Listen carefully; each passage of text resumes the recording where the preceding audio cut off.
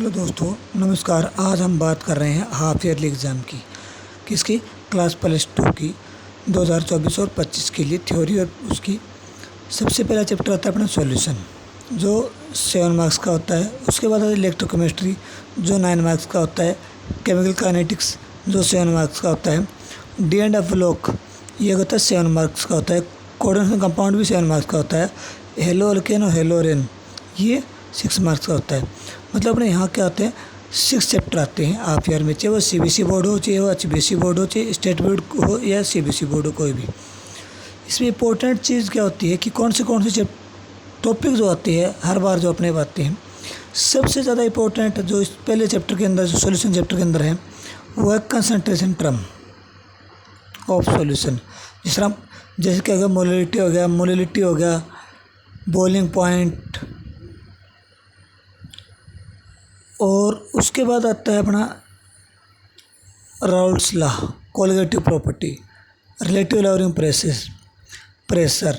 और सबसे ज़्यादा जो न्यूमेरिकल आते हैं वो आते हैं differentiation of freezing point, osmotic pressure. और सबसे ज़्यादा इंपॉर्टेंट जो चीज़ है, determination of molecular masses using colligative properties, ये सबसे ज़्यादा आता है। उसके बाद अपने आता है वेंटो फैक्टर, ये हर बार आता है, इसके कंसेप्ट आते हैं हर बार। नेक्स्ट वन अपना क्या है, इलेक्ट्रोकेमिस्ट्री अपने क्या है, 9 मार्क्स की आती है, जो सबसे ज़्यादा मार्क्स है केमिस्ट्री के अंदर। इसके अंदर सबसे ज़्यादा इंपॉर्टेंट है जो डायग्राम आता है जिसका पूछा जाता है, वो आता है सेल का, गैल्वेनिक सेल का, जिसको आप बोलते हैं। और इसके बाद में स्टैंडर्ड, जैसे आप बात कर रहे थे कि हेनरी लॉ हो गया, रोल्स लॉ हो गया, इसकी स्टेटमेंट पूछते हैं। आइडियल नॉन आइडियल सॉल्यूशन, इसमें डिफरेंस भी पूछ लेते हैं, एग्जाम्पल भी पूछ लेते हैं, करेक्टर भी पूछ लेते हैं। और पॉजिटिव और नेगेटिव डेरिवेशन और एजोट्रोप मिक्सर, ये क्या होता है, सारे सॉल्यूशन के अंदर होते हैं, जो 7 मार्क्स का होता है। नेक्स्ट अब बात कर रहे होते हैं इलेक्ट्रोकेमिस्ट्री की, जो 9 मार्क्स का होता है। डायग्राम आता है गैल्वेनिक सेल का।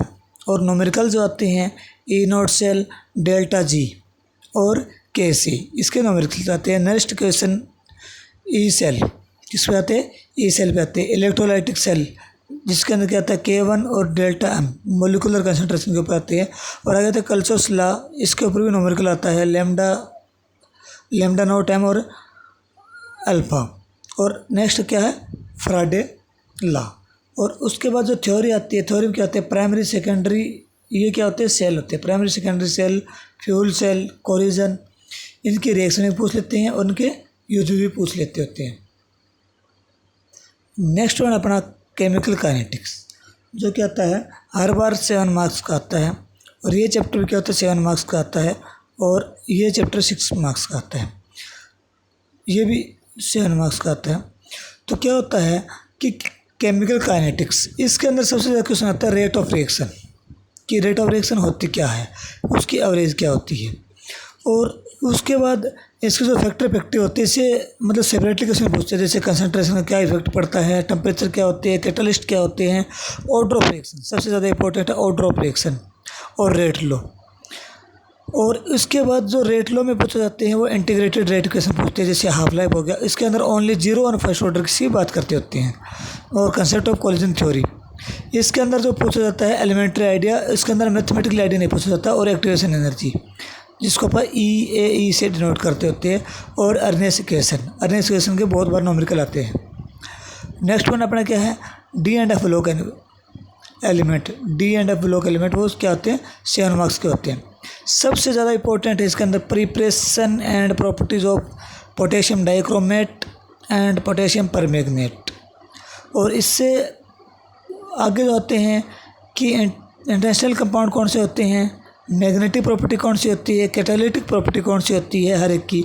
और उसके बाद पूछा जाता है कि ऑक्सीडेशन स्टेट क्या होती है, और आयनाइजेशन एंथैल्पी क्या होती है।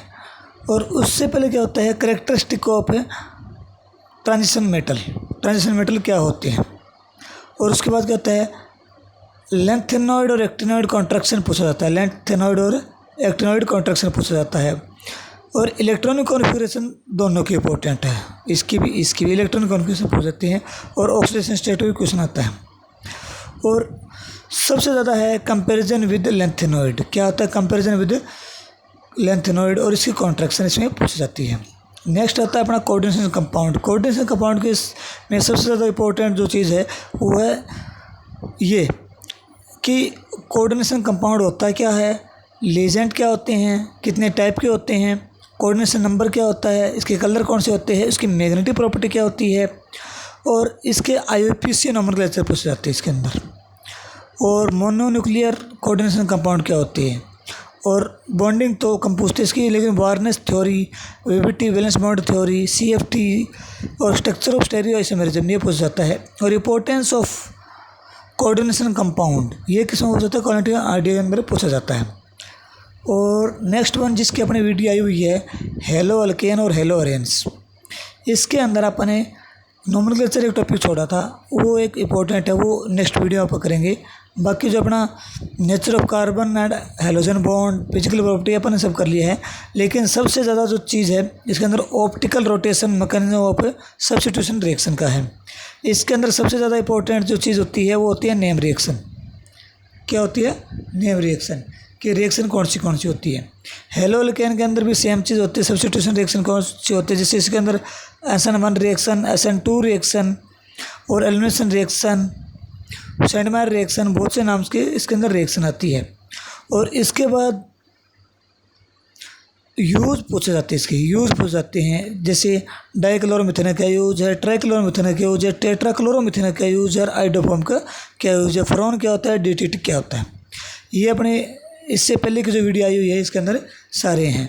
ये था अपना half yearly exam for board. और इसके अंदर जो अपनी जो वीडियो आ रही है ऑर्गेनिक केमिस्ट्री जो अपन ने बनाई थी, ये एक अच्छी है। और नेक्स्ट अपन बात करेंगे कोऑर्डिनेशन कंपाउंड की, एक ब्रीफली अपन रिव्यू करेंगे कि कोऑर्डिनेशन कंपाउंड में क्या होता है, क्या क्या हमें पढ़ना होता है, नोमेनक्लेचर कैसे करते होते हैं, D&F ब्लॉक के अंदर क्या होते हैं, इसके अंदर बेसिक से अपन बातें करेंगे। Thank you.